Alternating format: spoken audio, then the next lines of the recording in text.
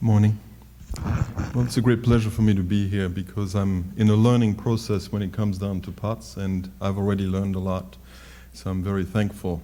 Also, it's been a pleasure for me to see the faces of two physicians I hear a lot about, Dr. Lichtenberg and Dr. Kemali. I hear a lot about you from the patients that I see. They speak greatly about you, and so it's fun for me to be able to see you. I will try to be shorter too, though this is a particularly difficult task for a French psychiatrist. In terms of disclosure, like many of my colleagues, I will indicate that when I speak about medications, we don't have FDA-approved indications for medications in POTS, so that applies to sleep as well. I was able to get an IRB approval so that I can retrospectively look at the de-identified database of our patients in order to providing you this quality insurance data that I'm going to share with you. You know, sleep matters for several reasons. One of them, of course, as we said, is that many patients that suffer from POTS will also complain about having significant sleep disorder and sleep complaints. So that's one reason. From a second point of view, the way I would summarize the importance, or one of the importance of sleep as a physiological function, is to allow you to restore your energy. Provides energy restoration in a certain way. It allows you to restore your noradrenaline, your sympathetic balance. And my simplistic way of seeing POTS, and I'm sure that I'm partially wrong about this, so it may apply to a subsyndrome of patient, is to conceive it as a disorder, a syndrome where you have nonlinear dynamics in your autonomic nervous system, and that in response to certain small stresses, you have kind of an over-response, an overcorrection that follows, and you have this major oscillation in your autonomic nervous system that no longer does what an autonomic nervous system is supposed to do, which is to take care of things in the background without you being able to know about it. Now it's in the forefront, you totally know about it, it's actually ruling your life. And one of the paradoxes of this is, you know, if the more you deplete the sympathetic reserve, the more exaggerated the sympathetic response comes. And then, to me, once I see it from that point of view, the idea of looking at sleep becomes important because of the impact of sleep in energy restoration. And it would make sense to me that if we could stabilize and improve the sleep of patients that suffer from POTS, I would anticipate that we might be able to also improve the symptoms of POTS during the day. Now, the problem is, how can we achieve this? Unfortunately, I do not yet have a solution to propose to you. The second reason I think why, and this is not on the slide, why looking at sleep in POTS matters is it is an extraordinary paradigm in terms of studying a disease that has to do with position. We sleep in a recumbent position. And so it provides you an interesting paradigm where you can look at what happens when you stay in the same position through the night. Because so far, I can tell you one thing, they don't sleep standing up. They all sleep, or try to sleep rather, by being laying down. The second thing is, as Dr. Grant mentioned, while you sleep, physiologically, your heart rate is actually lower. In fact, the definition of bradycardia during sleep is 50, and the definition of tachycardia in sleep is actually 90, to account for this drop in your heart rate. And so you have a sleep process that impacts on the way the regulation of the heart is, and you also have a sleep process that takes place in a recumbent position. And so it simplifies maybe the way by which we could try to study POTS for future studies. Not a lot of publications have been out there in terms of POTS. I only know of 3. Hopefully we'll bring some to the table soon. In this publication here, the interest was to look at kind of qualitative measures of sleep in patients with POTS and demonstrate that the more they complain about sleep, the more it has an impact on the physical health. That's what's shown here, the psychological health, and then also fatigue. The pluses are actually the patient with POTS, and that control are the round dots. I think one shortcoming of this publication was they didn't spend much time contrasting the POTS patient with the control. And had they done that, they would have probably shown that, you know, the fatigue curve here for the correlation is, you know, worse for the regression in the POTS patient, and that would have been interesting. The next study kind of addressed this by looking this time at controls. and contrasting the values with POTS. And we will pay attention here on the left part of this diagram. So what you see is some scale that reports the amount of sleep problems that the population has, and you can see that POTS patients do report lots of sleep problems. The Epworth is a commonly used scale that kind of tries to measure the subjective perception patients have of daytime sleepiness. Less than 5 is normal.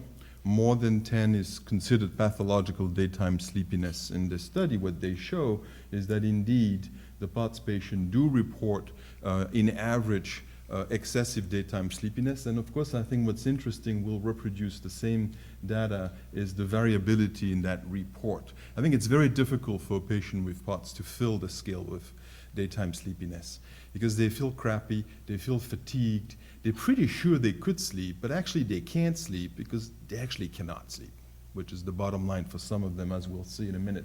So I think that explains why it's so difficult for them to fulfill the scale here in a way that's meaningful. Then we have that on fatigue, and that makes much more sense, and it goes well together also with other diseases that Dr. Kamali talked about. Fibromyalgia, for example, are also patients that would complain about very high scores of fatigue.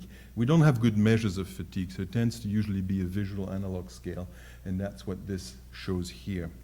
In this particular study, if I remember well, this one's from the Mayo Clinic, we are now looking at more conventional sleep data, and they're looking at what is the sleep when you send a patient to a sleep clinic. What can you understand from the patient that have POTS?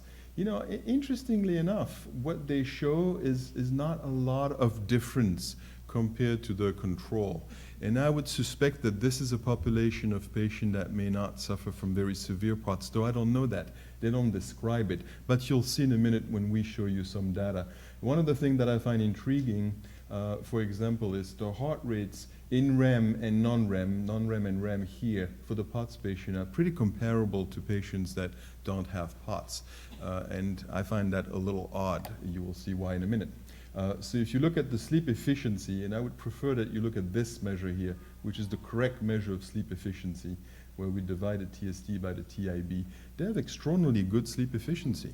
They spend 90% of the time in bed sleeping, which is not at all what I see in the population that I've had the chance to look at. So, you know, the little that we have about POTS in the literature for the moment basically say, yeah, the more they complain about sleep, the worse they do.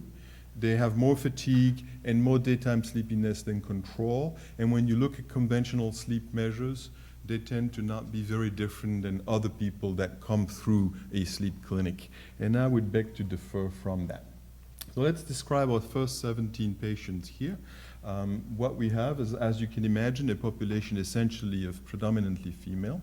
The mean age here is 30. And they tend to be thin folks with a BMI that's in average 27. Important to sleep medicine, they have very thin necks. The upper limit of abnormal neck circumference in a woman is 16.5, 17.5 inches for a man, but 16.5 for a woman. That would be a criteria for you as a clinician to start thinking about screening people for obstructive sleep apnea, for example, and so they really have a very thin neck. So do they sleep well? No, they don't. If we look at the sleep efficiency here in the lab, it's only 73%. It has a pretty big range, 47 to 94. So we did have some folks with POTS that actually slept reasonably well from a sleep conventional point of view when you look at the sleep efficiency at least. But the question is that the best measure to understand sleep in a patient with POTS? And we'll try to answer this in a minute.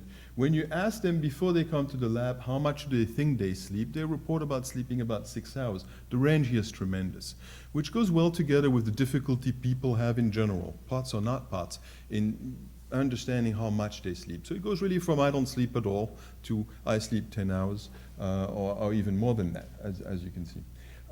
In the lab, they slept a little bit less than 6 hours, but you know we do have people that slept pretty poorly, as you can see here. How long did they take to fall asleep? They report taking about 90 minutes to fall asleep.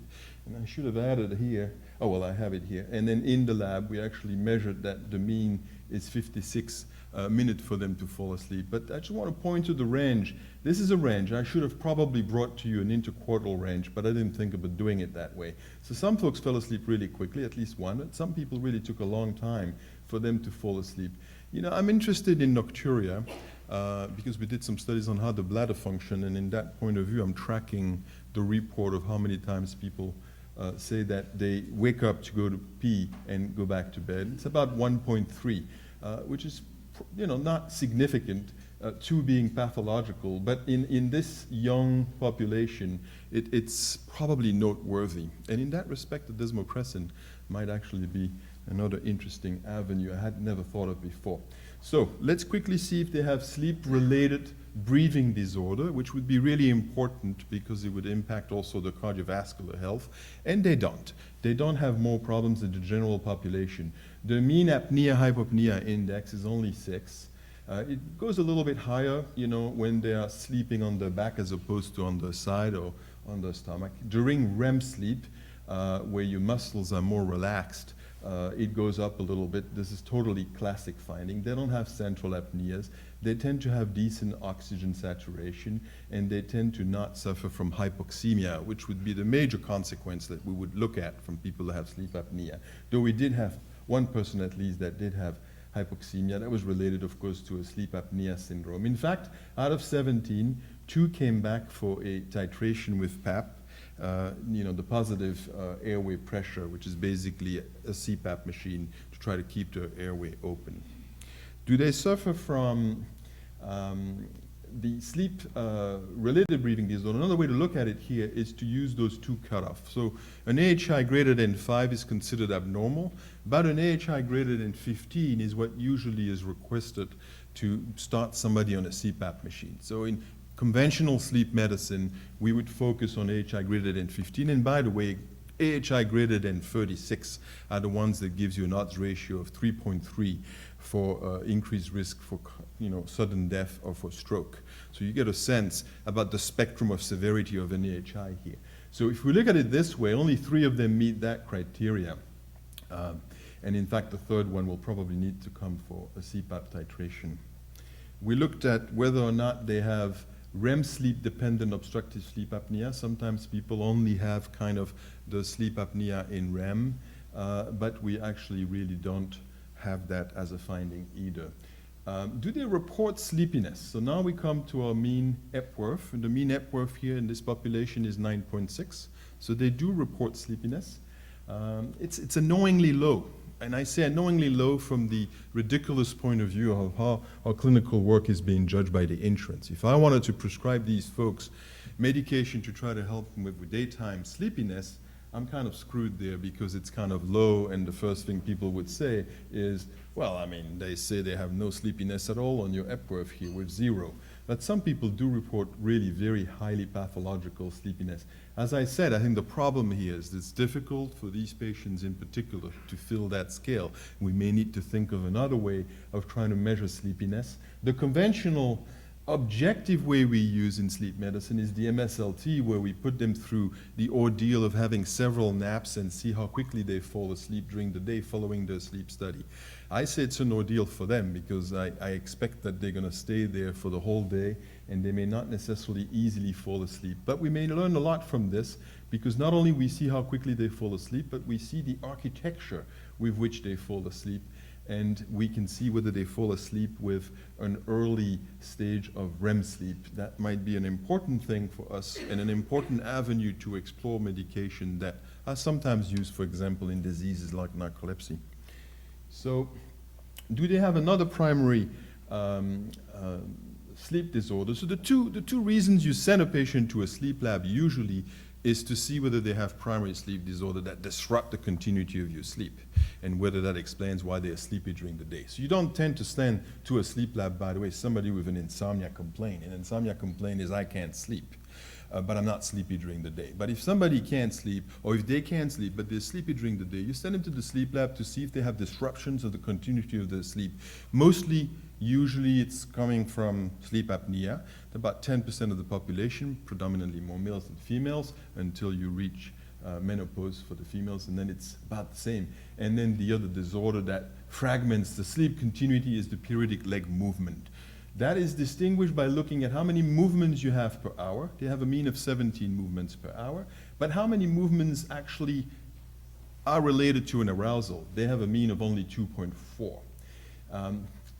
In research, you would exclude people that have a mean of 15 or more arousals that are related to periodic leg movement. There is no clear-cut clinical cutoff that we use for treating patients. That's why I'm providing you a research cutoff. So if we were to do a study, on people, and we would not want to have people that have leg movement, we would use here 15, and they have 2.4. I think what's notable and still needs to be developed as a thought is that a lot of them, and actually now that I pay attention to it, quasi all of them, have movements while they are in REM, when they have REM. And that's kind of abnormal, and it's another cue in telling us that there's something abnormal with the noradrenergic control, as we will see. So what about the sleep architecture? I think we can skip this and kind of concentrate on the bottom of the slides. The WASO is the amount of sleep, the amount of wake, you have once you fell asleep. So once you fall asleep until the end of the night, how much awake time do you have? And they have an average of 66.9 minutes. Needless to tell you that that's horrible.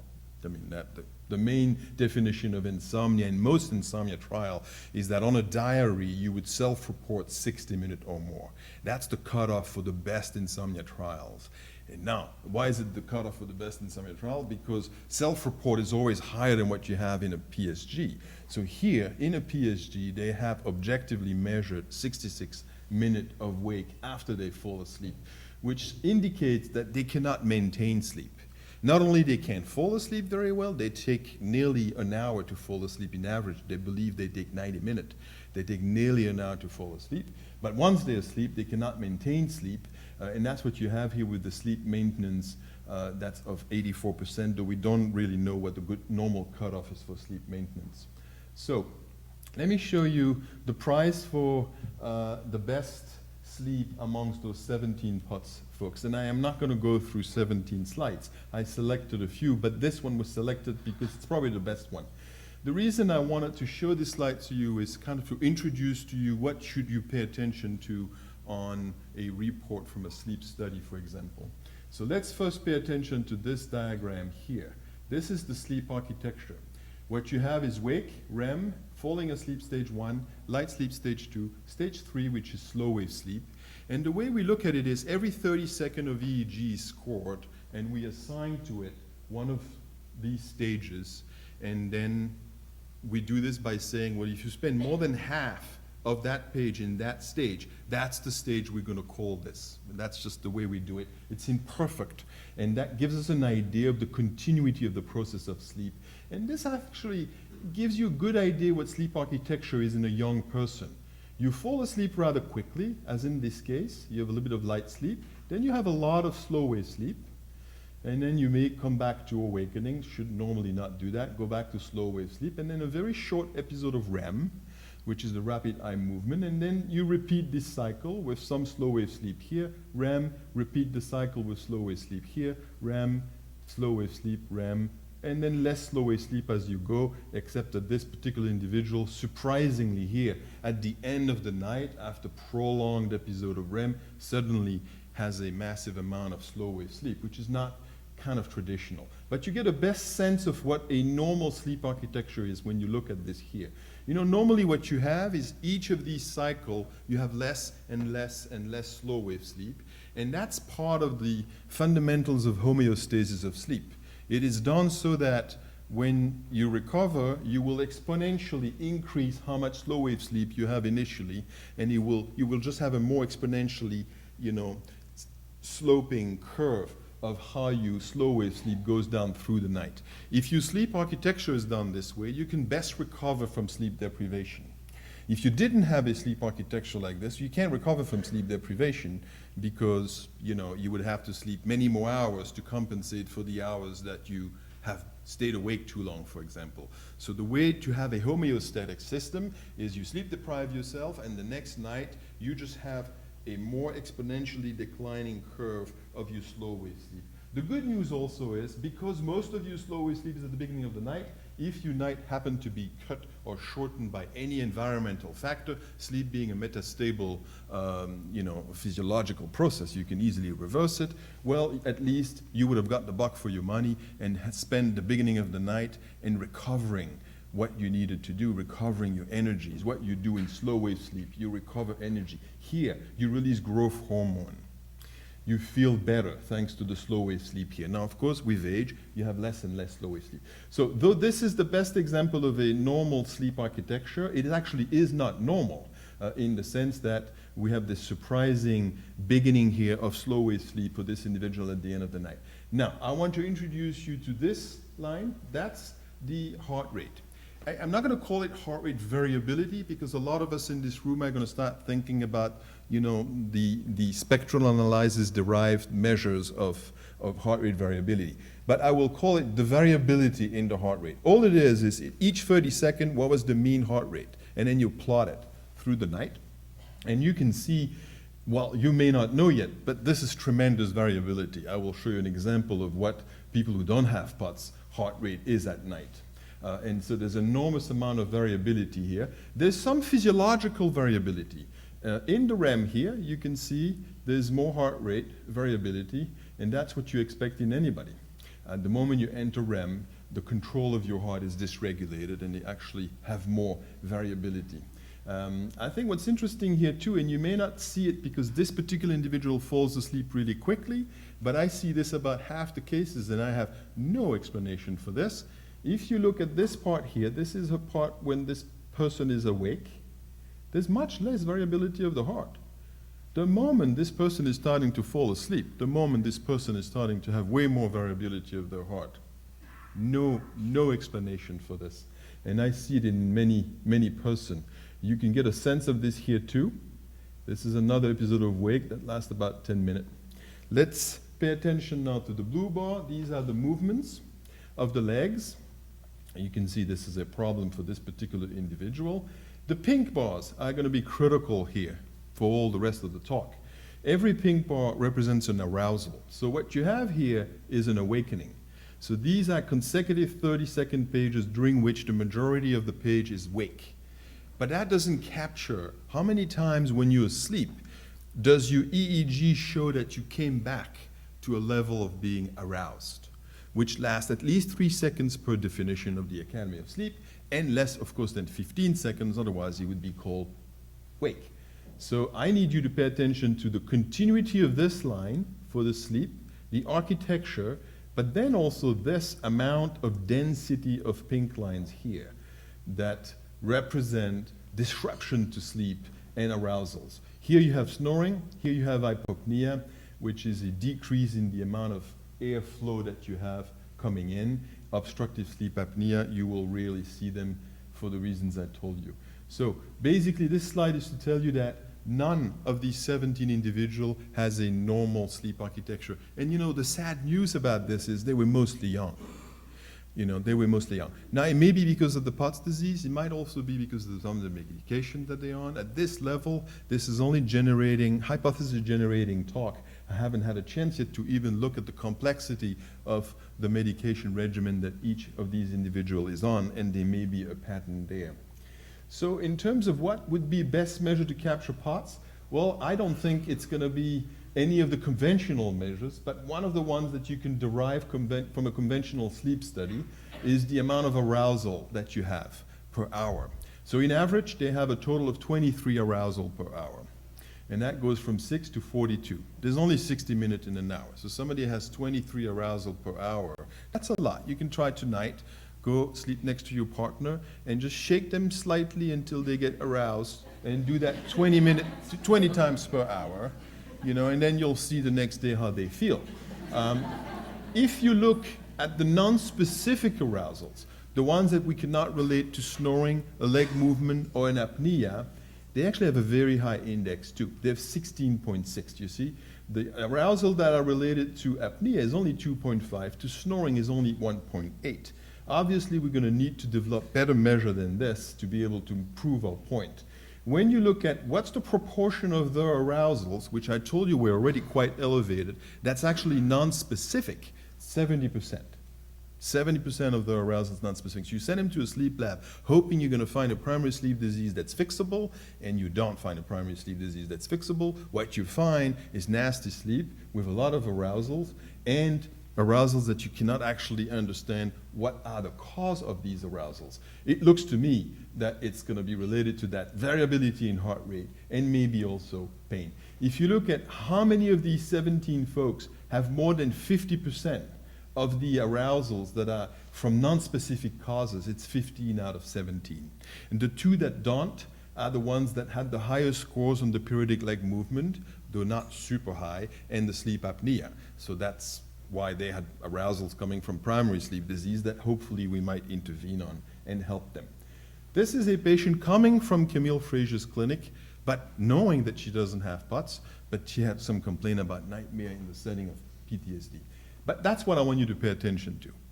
That's what heart rate looks at night in most patients that I've ever looked at in years of looking at sleep studies. Nothing, no big deal. We never pay attention to it. Why? There's nothing to look at. You have the classic trend where, you know, by the end of the night, your heart rate is a little slower than the beginning of the night, and that might be related to the number of hours of recumbency, or maybe also the effect of sleep and recovery that sleep gives you. So now keep this in mind. Let's go back. That's POTS. It's the same scale. I didn't do the trick of changing the scales. So that would have been easy. This is the same scale, okay? Now, I want to really thank Frank here because he brought that whole idea of the mastocyte and the pineal gland, and when I heard that, I was like, oh, you know, is there something there? Because what I see in quite a few patients is this, supreme delay before they even attempt to fall asleep. This individual has no attempt at falling asleep for hours until here, after midnight. And then finally they try to fall asleep, and then finally sleep here and kind of sleep here. So from a sleep architecture, what you can see here is this variability in our heart rate was massive during a recumbent period of several hours. There is a delay before there is even an attempt to fall asleep. Could there be a circadian issue here? That's the pineal gland mastocyte connection potentially. And then, you know, you would see this as a sleep specialist and would say, well, what's the big deal? They're sleeping really well here. I mean, look at this. This is continuous line. You know, okay, it's not a lot of slow wave sleep, but it's light sleep continuously. It's pretty decent. But then you look at this, and then you're like, well, is this sleep? You know, I mean, this is really not sleep. I mean, this is constantly fragmented, you know, with all these arousals. And these arousals are not related to the snoring, and there is no leg movement, and there is no apnea in this particular person. Now, is it that the heart rate being fast suddenly wakes you up? Here's a picture from a patient from that same clinic with idiopathic sinusal tachycardia. You can see the dramatic, you know, variation in the heart rate of this individual through the night. And all these spikes are pretty impressive. Yet the sleep is actually not that bad. Look at the arousals. Man, the arousals is not that bad. I mean, not that bad. So let's go back to POTS. Look at the arousals. Look at this variability in the heart rate. It's very different than the sinusal tachycardia that we just saw. It's constant. All the biggest spikes are related to awakenings. You can plot it. You'll see it matches perfectly. Once there's a big spike in the heart, they stay awake then for 30 seconds, maybe, of 18, you know, but enough to make the cut for awakening, and the rest of the time, they just have all these arousals. Again, here, no information, I mean, no other primary diseases, and take a look, same long delay before this individual falls asleep. Take a look at the variation in heart here. Recumbent at night, not sleeping, not such a big deal compared to what happens when they sleep. But it starts to look like maybe when they sleep, the problem might be even worse. Right? Why, I can't tell you yet. Another person with POTS here.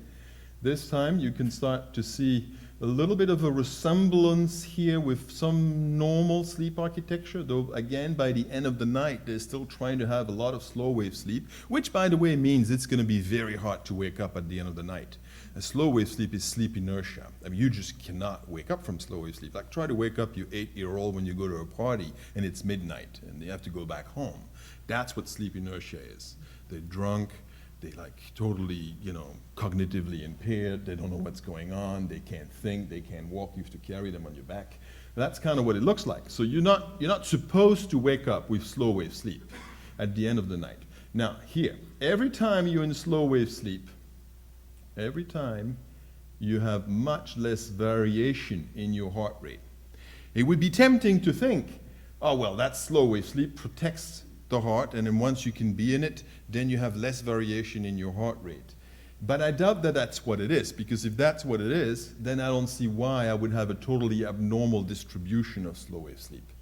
I think what you see here is an individual whose homeostasis for slow wave sleep is so strong that it keeps breaking through whatever this Potts mechanism is and gets to finally reach slow wave sleep.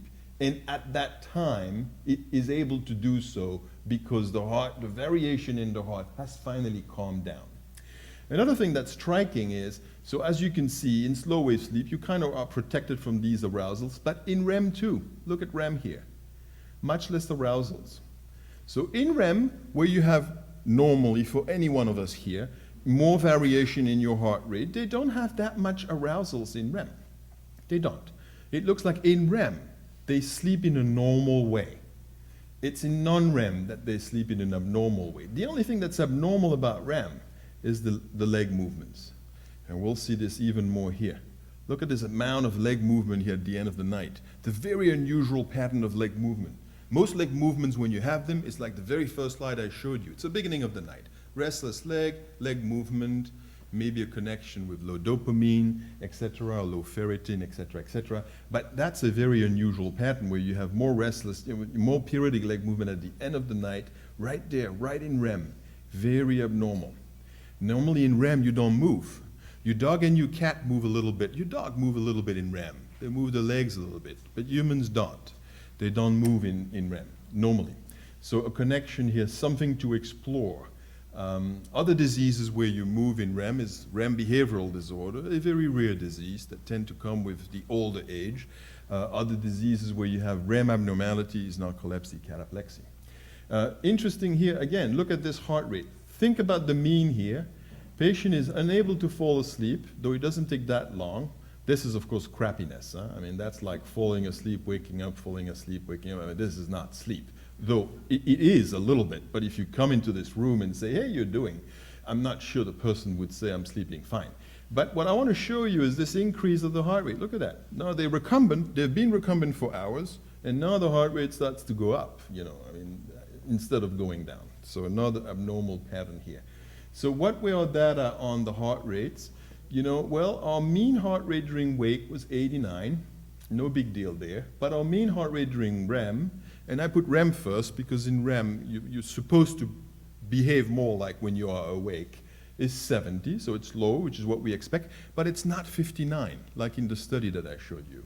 The mean heart rate in non-REM is 74. Well, this is the mean of the mean heart rate, the mean for the 17 people.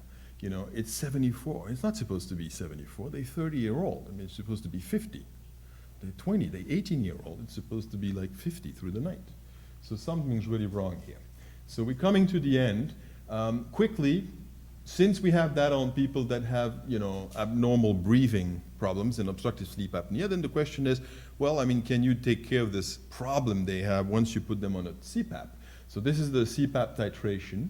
And what I want you to look at is the heart here. Look at that. It's the same problem. It doesn't matter that you're taking care of the primary diseases, the primary sleep disease, that was the sleep obstructive apnea. It doesn't matter. You can see that heart there, every intense spike in the heart is an awakening. Look at the density of arousals. And look again at the protection when you're in slow wave sleep. Slow wave sleep at the end of the night, again, abnormal. Look at the protection in terms of arousal when you're in REM. Of course, you have heart rate variability in REM, but not as many arousals. So another person here with a CPAP titration, same thing. You can see, if you remember the very first slide, I show you what heart variation in heart rate looks like in somebody who doesn't have POTS.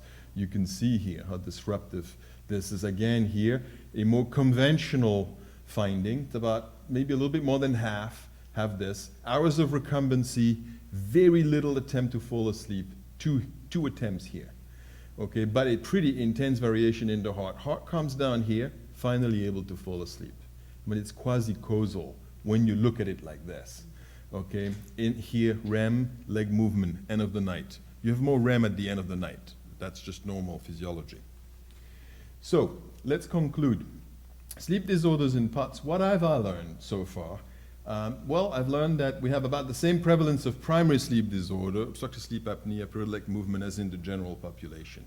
They don't have more of that, I think. It's, of course, a very small sample. It is something to explore, that abnormal amount of leg movement in REM, though it is not something that may be worth treating, because it's not that many leg movement. It is intriguing that it's happening in REM, and it definitely is worthwhile exploring that because it tells us something about the pathophysiology.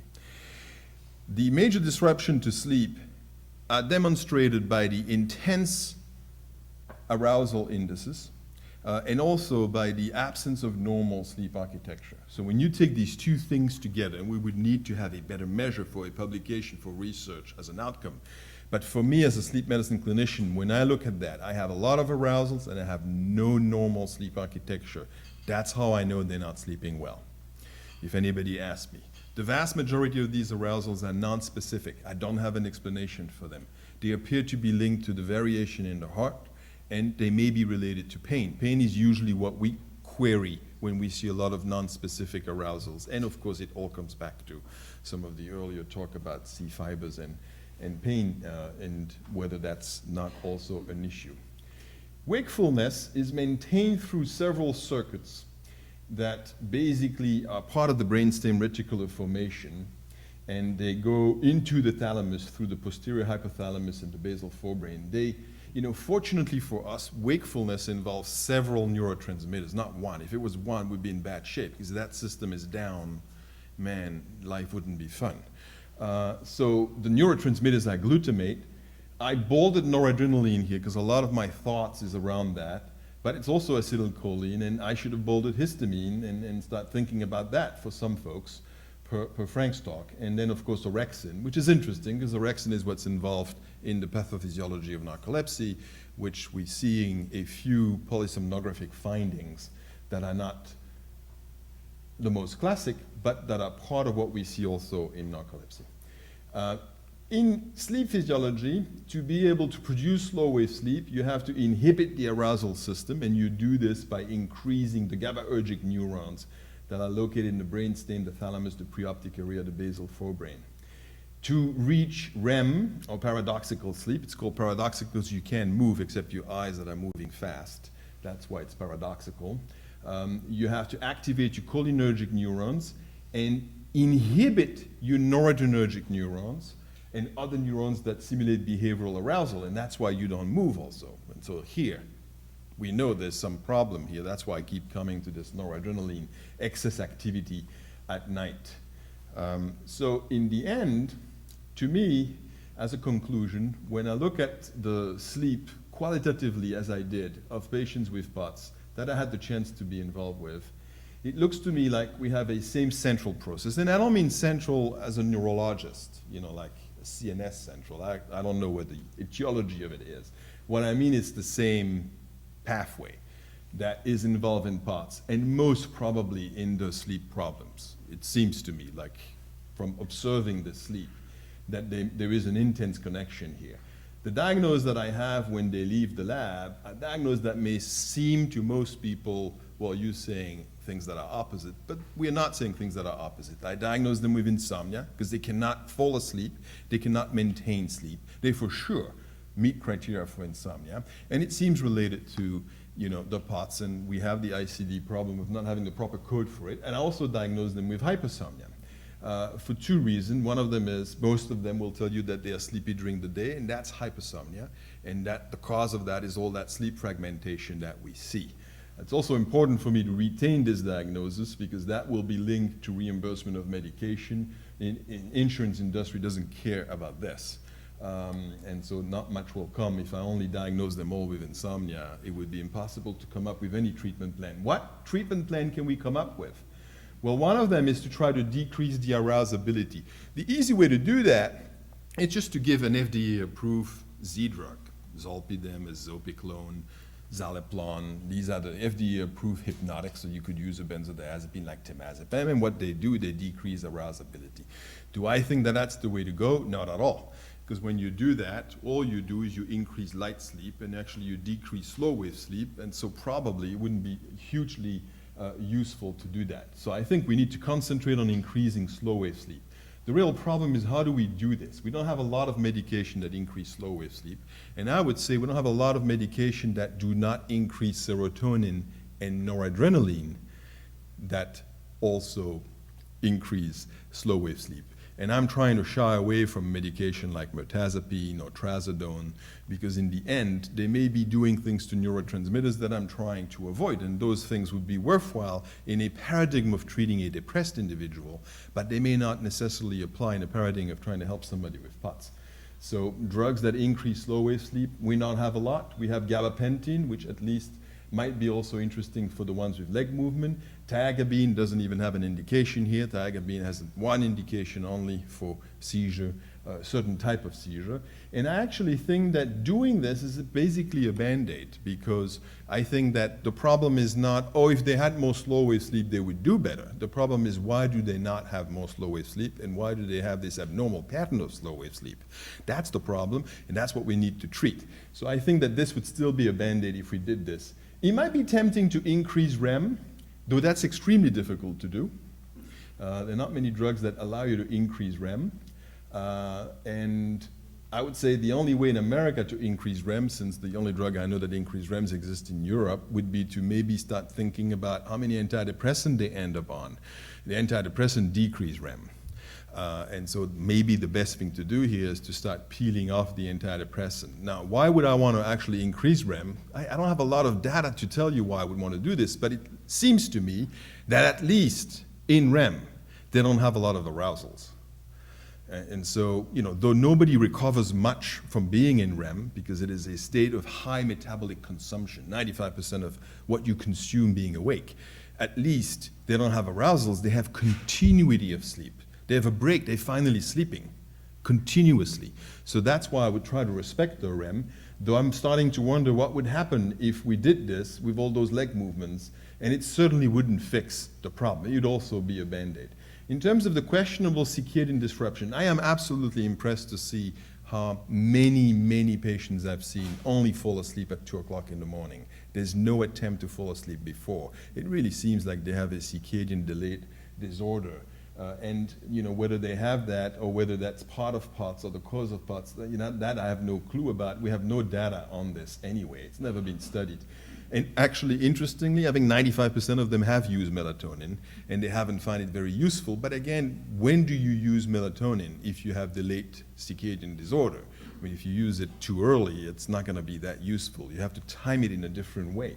So maybe what would work better, instead of trying to understand when to use melatonin, is to just enhance your own release of melatonin by wearing blue blockers that will allow your own melatonin to actually be increased, and also prophylactically prevent the impact of blue light from computer screens and tablets on your sleep.